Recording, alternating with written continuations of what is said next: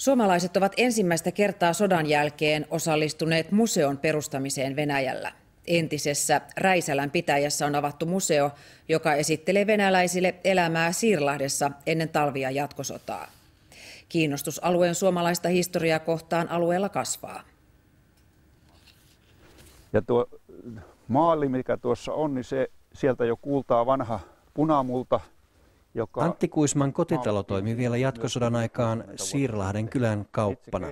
Kylän taloja ja maita nykyisin hallitseva pietarilainen monialayhtiö aikoo entisöidä talon malliksi suomalaisen ajan asumuksesta. Tämä on hirsirakenteinen suurimmaksi osaksi ja sitten vuodattu jälkikäteen, ja tämmöisiä taloja syntyi silloin 30-luvulla Kannakselle. Siirlahti oli vielä 1930-luvulla lähes 100 asumuksen kylä Räisälän pitäjässä. Suomen ajasta jäljellä on 4 taloa. Kylä toimii nykyisin pietarilaislasten kesäleirinä. Kysyisin sinulta, mikä tämä on?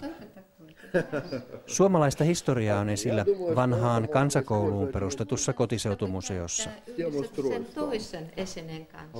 Historia on alkanut kiinnostaa nykyvenäläisiä. Да, это та история, которая не очень популяризировалась в свое время. И сейчас это как что-то новое, которое, в общем-то, вызывает интерес у людей. То, чего они раньше не знали. Aloite museon perustamisesta tuli venäläisiltä. Ehkä ne vanhat sodan aiheuttamat sitten vammat tässä suhteessa niin alkaa vähitellen häviämään ja voidaan niin kuin molemmin puolin oikeastaan niin katsoa nyt sinne menneisyyteen, että mehän ei voida mitään tälle ikäville traumaattisille tapahtumille.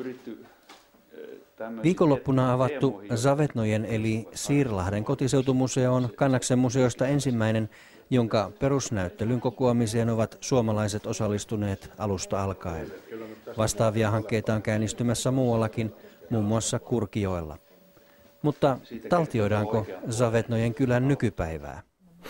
Об этом мы пока не думали. А стоит.